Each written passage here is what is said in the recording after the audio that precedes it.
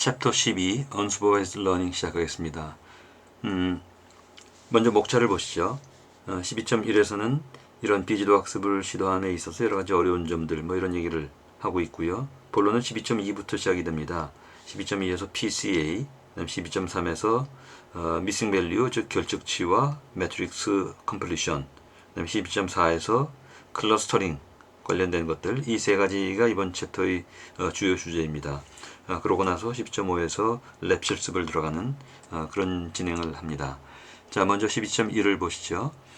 이런 비지도 학습에서의 어려운 점 얘기를 하고 있는데요. 먼저 비지도 학습이라는 것 한번 정의를 해보면, 우리가 측정한 것으로부터 뭔가 의미 있는 것을 찾아내는 것, 이렇게 얘기를 하고 있습니다.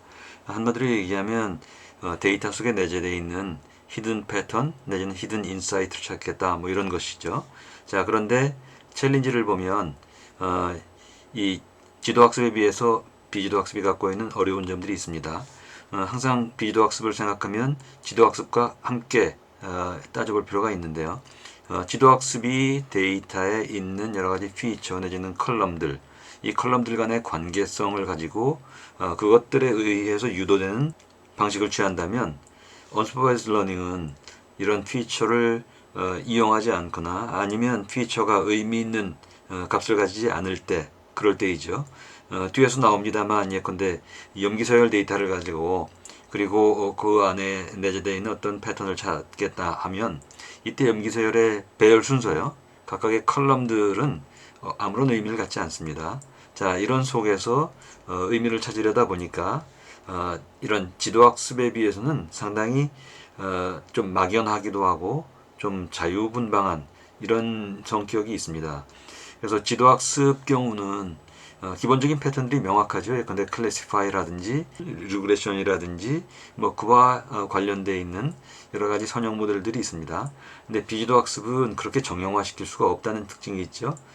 그러다 보니까 일반적으로 좀 주관적인 성격이 있고요. 동일한 데이터에 대해서도 이런 비지도 학습을 했을 때 나오는 결론이 서로 사뭇 다른 경우가 있습니다. 자, 이것들은 데이터를 우리가 이용함에 있어서 가지는 본질적인 특징에 의거한 것이기 때문에 상당 부분은 어쩔 수 없는 부분들이 좀 있다고 생각이 됩니다. 자, 어쨌든 이제 그럼에도 불구하고 애초에 불가능하다고 생각했던 것들을 시도해 나가는 그런 과정이기 때문에 또 상당히 분석자에게는 의미 있는 그런 기법이 될 수 있다고 생각합니다. 자, 우리 교재에서는 말씀드린 이제 PCA 하고 클러스터링, 그리고 앞에서 말씀드린 것처럼 결측치를 가지고 있는 데이터에 대한 매트릭스 컴플리션, 이런 것들이 주제가 됩니다. 하나씩 보도록 하겠습니다. 자, 먼저 PCA입니다. 주요인 분석이죠.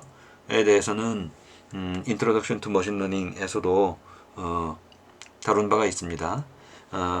잠깐 정리해 보면 PCA라는 것은 차원 축소, 즉 Dimensionality Reduction 기법 중의 하나입니다.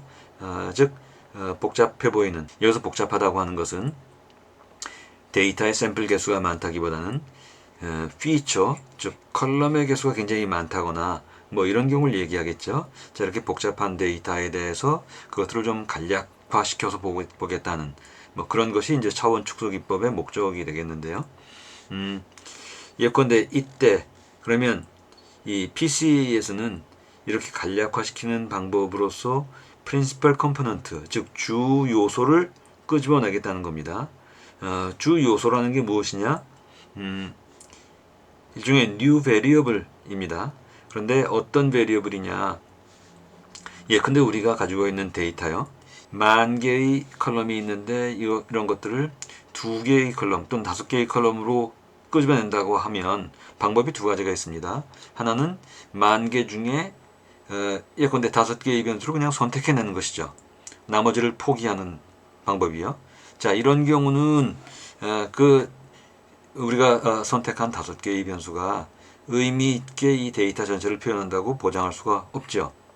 PCA에서는 대신 다른 방법을 사용합니다. 그 방법이라는 것이 linear combination입니다. 선형 조합한다는 것이죠. 예컨대 10,000개의 변수를 서로 가중치를 두어서 뭔가 새로운 변수를 만들겠다는 것입니다. 그래서 PC에서 얘기하는 PC, Principal Component란 new variable인데 선형 조합을 통해서 만들어진 것, 이런 것이죠.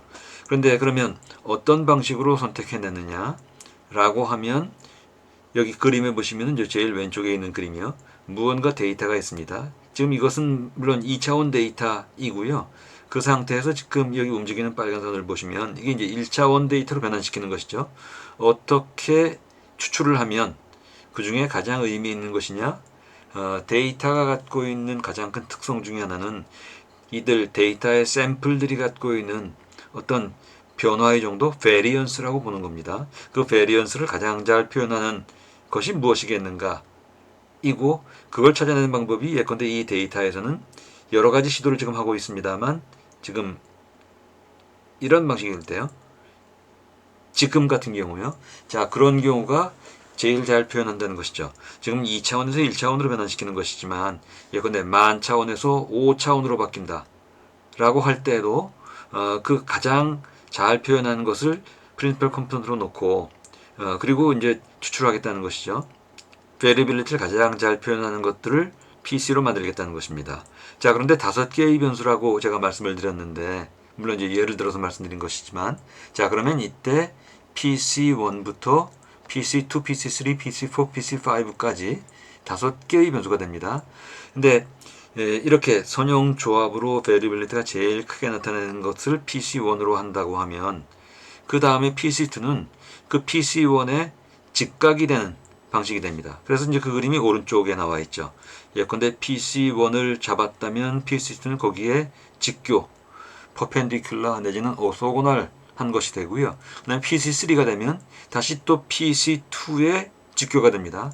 그런데 이게 2차원 데이터인 경우는 PC1과 PC2가 직교가 되고 끝이기 때문에 PC1에 직교되는 것이 PC2, PC2의 직교는 다시 또 PC1으로 돌아오는 것처럼 보이지만, 만약에 만 차원의 데이터, 컬럼이 10,000개인데 그것을 피처 5개의 디멘션, 5차원의 데이터로 변환시킨다면, 이때 PC1과 PC2는 직교이지만 PC2의 직교는 또 새로운 차원의 것이 됩니다.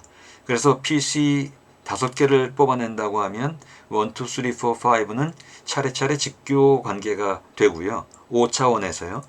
그리고 이때 PC1이 전체 데이터의 가장 많은 부분만큼 데이터의 베리빌리티를 표현해주고, PC2는 그 베리빌리티, 추출된 베리빌리티를 뺀 나머지 베리빌리티 중에 가장 잘 표현하는 것, 이런 식이 됩니다. 그래서 이제 그것이 여기 오른쪽 그림에 나와 있죠. 오른쪽 그림에 보시면 예컨대 PC1에서 가장 큰 베리빌리티를 표현해 주고요. 그 다음에 PC2가 그 나머지 중에 제일 크게 표현해 주는 것, 그 다음 나머지 가지고 PC3, 이런 식으로 진행이 되죠. 그래서 여기 그림에서는 그림이 좀 작아서 잘 보이지 않지만, 예컨대 여기 예를 들면 지금 PC10까지네요. PC10까지를 다 더하면, 여기 막대 그래프의 이 크기 Y좌표 값을 다 더하면 100%가 되겠죠. 예를 들면 여기 지금 PC1 경우에 예컨대 한 30%, 그 다음에 20%, 15%, 10% 이런 식으로 해서 전체 합계치가 100%가 될 것이다. 자, 그러면 PC가 지금 이 그림의 예를 들면, 얘가 예를 들면 여기 지금 30%라고 얘기를 했습니다. 그리고 PC2가 20%, 15%라고 하면 30%, 20%, 15%니까 다 합치면 65%가 되겠네요. 만 차원의 데이터, 컬럼 10,000개의 데이터를 PC 3개를 추출을 하면 데이터가 갖고 있는 전체 베리어빌리티의 65%만큼을 이용할 수 있다 하는 그런 얘기입니다. 예컨대 염기서열 같은 뭐 이런 것들을 얘기를 할 때 100만 개의 시퀀스가 있는데, 그런 것들을 예컨대 PC 2개나 3개나 이런 식으로 이용하면 제한적이긴 하지만 상당히 의미 있는 그런 인사이트를 얻을 수가 있다는 얘기입니다. PCA를 이용할 때는 뭐 여러 가지 관점으로 이용할 수 있습니다. 가장 일반적으로 사용하는 것이 맥시멈 베리언스 관점입니다. 지금 말씀드린 것이죠. 그래서 베리언스가 최대가 되는 방향으로 이 PC를 추출합니다. 지금 여기 왼쪽 그림에 보시는 것처럼 이렇게 빨간 선으로 되어 있는 것이 이제 그런 베리언스가 최대가 되는 걸 추출하기 위해서 여러 가지 시도를 하는 것이죠. 그리고 이렇게 가운데 있는 그림처럼 이렇게 가장 variability를 잘 표현하는 것이 된다면 이때 중요한 것은 그 방향성입니다. 디렉션. 이 디렉션을 찾겠다는 것이죠. 그리고 이 디렉션이라는 것은 세부 진행 방식으로 볼 때 아이겐 벡터를 나타납니다. 아이겐 벡터가 가지는 방향성의 얘기죠. 자, 그래서 가장 일반적으로 PCA를 얘기할 때 이런 관점을 얘기를 하고요. 사실은 같은 얘기긴 합니다만 이제 다른 관점에서 바라본다면 프로젝션이라는 관점에서 볼 수가 있습니다. 어떻게 프로젝션을 해야 원래 데이터가 갖고 있는 성격과 우리가 PCA를 통해서 예컨대 PC 1, 2, 3, 4, 5로 표현한 것 사이에 이 격차를 줄일 수 있겠느냐 하는 관점에서요. 그래서 이제 미니마이즈하고 원래의 데이터 그리고 우리가 PC 예컨대 1, 2, 3, 4, 5면 그걸 통해서 추출한 값 이들 사이의 편차가 제일 작게 하는 것 이걸 이런 관점을 볼 수가 있는데요. 이것은 달리 표현하면 low rank approximation 뭐 이렇게 볼 수 있죠. 사실은 운영 규칙은 동일합니다. 우리가 진행한 방식은 동일하지만 그것들을 이용하는 관점에서 보면 이렇게 크게 또 두 가지로 볼 수 있다는 얘기입니다. 자, 다음 슬라이드에서는 그래서 PC를 구현하는 진행 절차에 대한 얘기입니다. 우리 교재에서는 따로 설명은 없었지만 간단하게 한 장으로 요약을 해봤습니다. 자, 먼저 데이터를 표준화합니다. 그 얘기는 앞에서 우리가 본 예에 따르면 10,000개의 컬럼이 있는데 이 컬럼 중에는 어떤 컬럼은 0부터 뭐 1 사이의 소수점 또는 어떤 것들은 뭐 만 단위 뭐 이럴 수 있죠.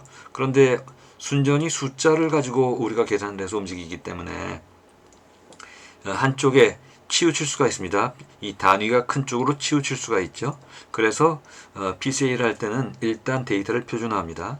표준화한다는 얘기는 여기 이제 센터링이라는 관점을 이제 포함하고 있긴 합니다만 우리가 익히 알고 있는 예컨대 Z 트랜스포메이션을 할 수가 있죠. 시그마분의 X 마이너스 뮤를 하면 모든 데이터는 단위에 상관없이 만 단위든 천 단위든 소수점 단위든 또는 0부터 1 사이든 마이너스 500부터 플러스 500 사이든 상관없이 항상 평균이 0이고 표준 편차가 플러스 마이너스 1인 정균포 내로 환원이 됩니다. 자, 이런 식으로 데이터를 표준화하고 그 다음에 그로부터 코베리언스 매트릭스를 계산합니다. 코베리언스 매트릭스는 공분산 행렬이라는 것인데 여러분들이 이미 분산이라는 걸 알고 있습니다. 자, 모든 데이터가 있으면 평균 값을 구할 수 있습니다. 자, 그런데 코베리언스라는 것은 이렇게 구할 수가 있습니다. 두 개의 피처 사이에 X 컬럼과 Y 컬럼 그러면 X 컬럼의 평균과 Y 컬럼의 평균 그리고 이것들의 차이에 대한 기대값이죠. 자, 이렇게 코베리언스 구할 수 있는데 이 코베리언스로부터 코베리언스 매트릭스를 구할 수 있습니다. 공분산 행렬. 공분산 행렬이라는 것은 예컨대 10,000개의 컬럼이면 만 바이 만으로요. 컬럼 1번, 컬럼 2번, 컬럼 2번, 컬럼 3번 해서 컬럼별로입니다. 그래서 이렇게 공분산 행렬을 구할 수가 있죠. 자, 여기까지 한 것이 우리가 단위차를 없애기 위한 표준화 그 다음에 공분산 행렬을 구했습니다. 그러면 이런 공분산 행렬을 구한 다음에 아이겐 디컴포지션을 합니다. 아이겐 디컴포지션을 한다는 얘기는 아이겐 밸류와 아이겐 벡터를 구한다는 것인데 기본적으로 그 아이겐 밸류라는 것이요. 이렇게 아이겐 밸류와 아이겐 벡터라는 것이요. 이렇게 표현할 수 있습니다. AX equal 람다 X입니다. 또는 뭐 AV는 람다 V 뭐 상관없습니다만 이게 뭐냐면 A라는 매트릭스가 있고 지금 우리 이 슬라이드의 내용을 중심으로 말씀을 드리죠. X라는 벡터가 있습니다. 벡터 위에 화살표가 있어서 벡터라는 표시를 하고 있죠. equal 람다 X입니다. 자, 이때 람다는 컨스탄트 즉 상수입니다. 어떤 숫자 값이고요. A는 매트릭스입니다. 그리고 X는 벡터이죠. 우리가 일반적으로 벡터의 매트릭스를 곱할 때 앞에서 곱하는 겁니다. 자, 이렇게 곱하면 이 매트릭스는 일종의 함수 역할을 합니다. 그래서 우리가 갖고 있는 X라는 벡터가 있는데 여기에 A라는 매트릭스를 함수로 이용해서 곱하면 그러면 어떤 새로운 값이 나오겠죠. 그런데 이 아이겐 밸류와 아이겐 벡터를 구하는 아이겐 디컴포지션에서는 결과로 나오는 것이 원래의 x 벡터에 어떤 상수값을 곱한 것이 되더라. 그리고 이것은 기하학적으로 보면요, 원래 어떤 벡터가 있는데, 벡터는 이 벡터 공간상에 우리 기하학적으로 특정 점에 표현이 되죠. 예컨대 2차원, 3차원 데이터가 있다면 3차원 공간상에서 어떤 벡터 값은 어떤 점으로 표현이 됩니다. 위치 값을 갖고 있다는 것이죠. x 벡터에 a 행렬을 곱했더니 x 벡터의 람다 값이다라는 얘기는 원래 어떤 x라는 벡터가 3차원 공간상에 있었는데 여기에 행렬을 곱해서 무언가 변형을 시켰는데 결과적으로 나온 것은 x 벡터가 그대로 있고 단지 람다라는 이 상수값만 바뀌었습니다. 그 얘기는 x 벡터 위치는 바뀌지 않고 x 벡터의 길이만 바뀌었죠. 그런데 벡터라는 것은 원래 길이 개념이 따로 없습니다. 따로 노멀라이즈 시키면 유닛 값으로 바뀌지만, 따라서 결론적으로 얘기하면 아이겐 디컴포지션을 한다는 얘기는 x 벡터의 어떤 매트릭스를 곱했을 때 그 위치 값은 변하지 않고 길이만 바뀐다 하는 의미입니다. 그래서 항상 모든 경우에 아이겐밸류와 아이겐벡터 값이 있다고 보장은 할 수 없지만 일단 추출을 하고 나면 이런 성격을 가진다는 얘기입니다. 자, 그래서 우리 지금 진행에서는 앞에서 코베리언스 매트릭스를 구한 다음에 여기로부터 아이겐밸류, 아이겐벡터를 구합니다. 자, 그러고 나서 아이겐밸류의 크기에 따라서, 이 데이터의 크기에 따라서 아이겐밸류와 아이겐벡터는 여러 개가 나올 수밖에 없거든요. 자, 그런데 그 중에서 아이겐밸류가 제일 큰 것, 여기에 대응되는 아이겐벡터, 이게 바로 PC1이라는 얘기입니다. 자, 그러고 나서 아이겐밸류 두 번째 큰 것, 여기에 대응되는 아이겐벡터, 이게 PC2가 되고요 라는 얘기입니다. 자, 이렇게 여러 개의 아이겐밸류 값 그리고 크기 순으로 나누어서 여러 개의 아이겐벡터가 만들어질 겁니다. 자, 그리고 여러 개의 아이겐벡터 중에 우리가 예컨대 10,000개의 컬럼인데 5개로 줄인다면 5개의 아이겐벡터를 뽑으면 그게 바로 피처 벡터가 된다는 얘기죠.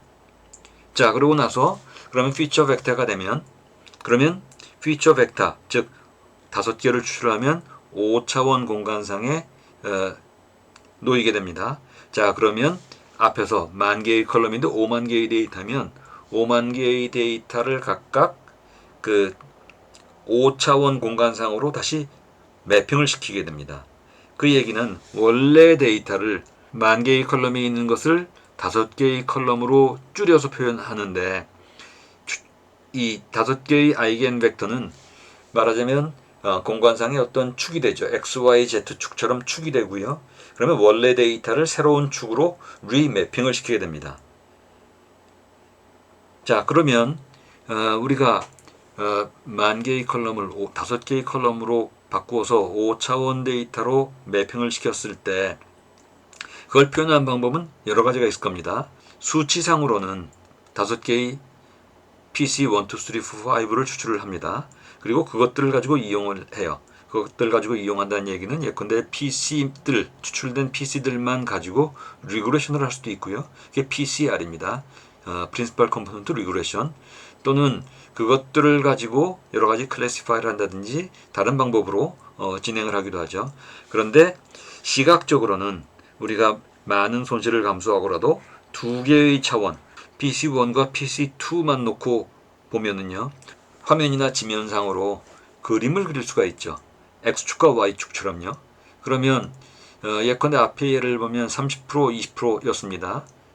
설명하는 베리빌리티가 전체 다를 표현하지는 못하지만 상당 부분 표현이 되는 경우가 많습니다. 자, 그렇게 되면 개략적인 모습을 우리가 상당히 표현할 수가 있죠. 그래서 이제 PC1과 PC2 이렇게 두 개의 축만 가지고 표현해서 시각적으로 보기도 하는데, 이제 이런 것들을 바이플러지라고 부릅니다. 우리가 뒤에서 이제 그런 것들을 이용하게 되겠죠. 자, 다음 장에는 우리 교재를 중심으로 얘기를 하는 겁니다. 앞에 제가 일반적인 설명을 드렸는데 그걸 유념하시면 이하에서는 여러 가지 수식이 나옵니다만 손쉽게 이용할 수 있지 않을까 생각이 됩니다. 자, 먼저 프린시펄 컴포넌트를 도출을 합니다. 노멀라이즈를 한 다음에요. 노멀라이즈가 된 상태에서 다음 값이 최대가 되도록 phi 값을 추출해라. 자, 이때 phi 값, 여기서 phi 값은 일종의 각각의 변수의 개수값입니다. 그렇죠? 자, 이때 최대가 된다는 것은 코비리언스 매트릭스로부터 아이겐 벡터를 구했을 때 그 여러 개의 아이겐 벡터 중에 거기에 대응되는 아이겐 밸류 값이 제일 큰 것을 찾겠다는 얘기입니다. 물론 이것은 앞에서 얘기한 절차 하나하나를 진행시키는 것들을 하나의 수식으로만 표현했기 때문에 좀 압축적인 측면이 있습니다. 이해하기가 힘드시다면 앞에 페이지에서 설명한 그런 내용들로 정리를 하시면 좋을 것 같아요. 자, 그렇게 만들어진 PC란이 나옵니다. 그래서 PC1이 나오고요. PC2가 나오고 그 이후에 PC3, PC4 이렇게 나와 있어요. 그래서 PC1에서는 베리언스가 최대가 되는 피처 선형 조합이고, 그리고 이때 선형 조합 각각의 변수요. 여기 지금 P개의 컬럼입니다. 그래서 첫 번째 컬럼, 두 번째 컬럼에 각각의 개수값이 있고 그 개수값을 phi11, phi21 등등으로 잡았고요. 이 얘기는 phi11, phi21, phi12, phi22 이렇게 되면 두 번째 데이터, 세 번째 데이터죠. 각각의 데이터에 대한 것입니다. 그래서 이 phi라는 것이 이제 개수값이 되고요. 그래서 데이터의 variability를 가장 잘 표현하는 이 개수값을 찾는 것, 이게 이제 과제가 되죠. 그래서 다음 수식에 나와 있는 것이요. 즉 가장 큰 variability를 표현해주는 개수값으로 이루어진 어떤 Z, 이게 바로 PC1이라는 얘기입니다. 몇 가지 설명이 추가로 이루어지겠지만 우리 교재에서 그 사례에 대한 얘기가 있습니다. 우리도 잠깐 그것들을 보죠. 자, 그래서 US 어레스트라는 데이터가 있습니다. 이 데이터는 50개 미국 주의 이 범죄율에 대한 것인데요. 네 가지 범죄에 대한 범죄율이 나와 있습니다. 이 네 개의 이 컬럼은 murder, assault 등등인데 단위가 서로 다릅니다. 따라서 앞에서 말씀드린 normalize 한다. 뭐 이런 작업들이 이제 선행 조건들이 되죠.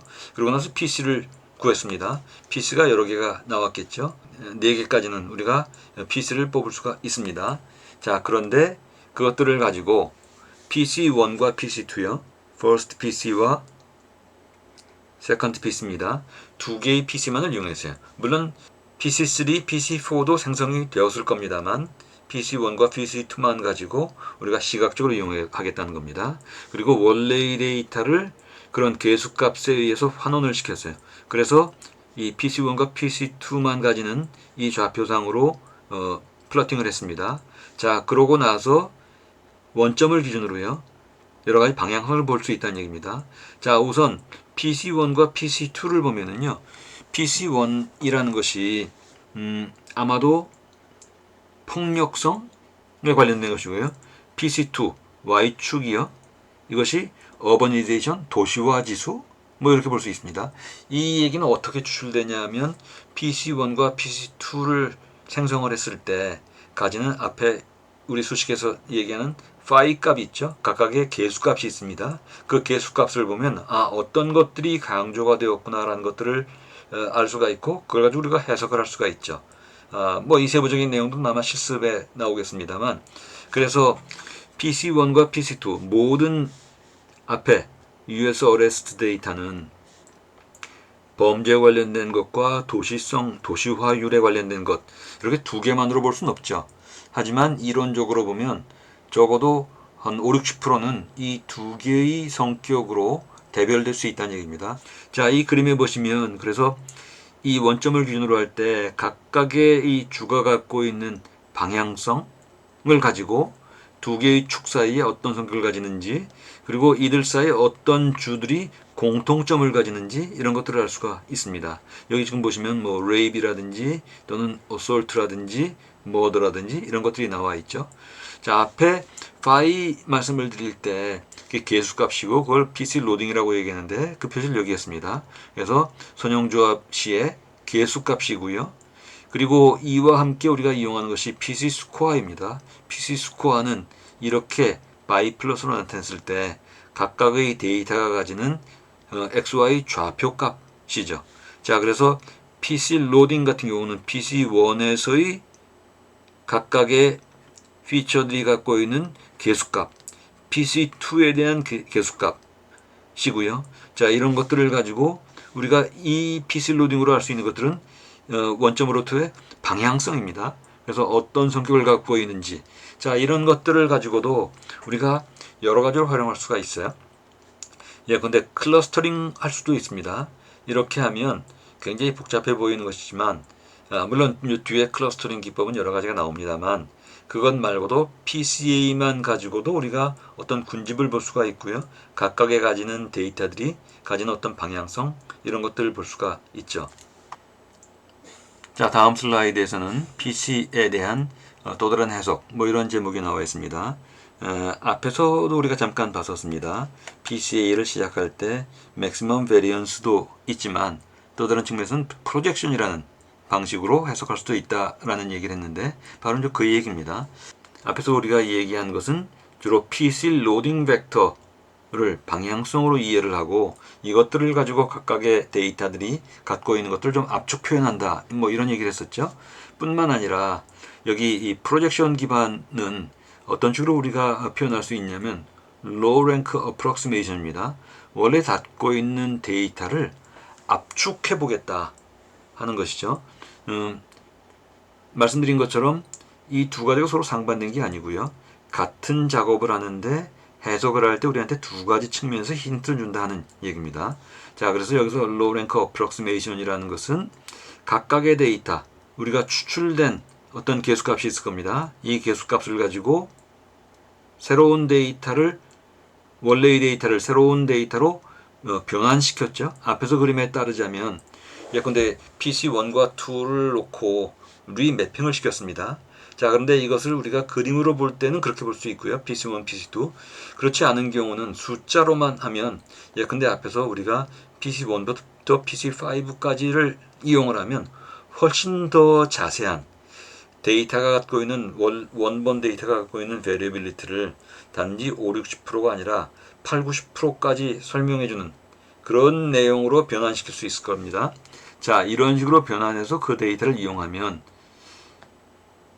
예컨대 여기 m의 개수가요, m이 5라면 5차원 데이터로 환원시킨 새로운 리매핑 데이터이죠.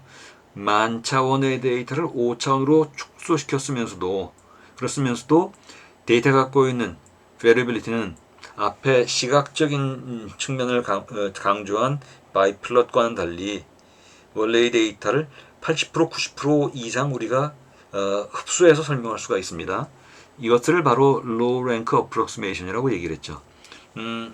우리가 랭크라고 얘기하면 선형대수에서 linearly independent column 또는 linearly independent row 이런 것들을 보통 얘기합니다. 즉 축약하겠다는 얘기입니다. 원래 갖고 있는 데이터의 피처 개수로부터 굉장히 축약된 형식으로 가져오되, 이때 이런 식으로요, 원래의 데이터와 우리가 예컨대 5개면 5개의 프린시펄 컴포넌트로 환원시켜서 그걸 기준으로 매핑된 데이터 사이에 어떤 편차가 있을 겁니다.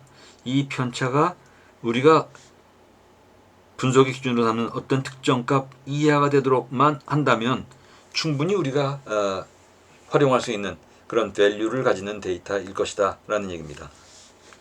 자, 정리하면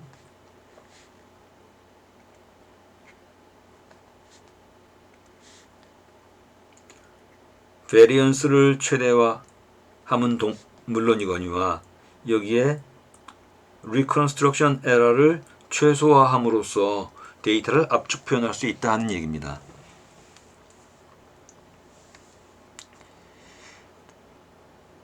자, 그 다음에 PVE에 대한 얘기가 나옵니다만 이건 이미 우리가 익히 알고 있는 얘기입니다. 자, 제가 말씀드릴 때 다차원 공간이요, 예컨대 만차원을 5차원 5개의 차원으로 바꾼다면 PC1, 그 다음에 거기에서 퍼펜디큘러 오소고널한 PC2, 거기에 다시 직교가 되는 PC3로 이어진다고 했죠. 자, 그리고 이때 PC1이 가장 큰 베리언스를 표현해주고 그 다음 나머지 중에 PC2가 또 상당 부분 표현해주고 그 나머지 가지고 PC3 이런 식으로 진행된다고 했죠.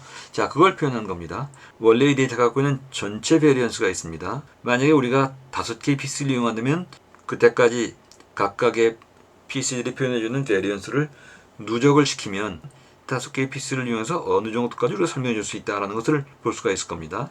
그것들을 가지고 보면 전체의 베리언스요. 이 분모가 되는 것은 바로 이 토탈 베리언스를 얘기합니다.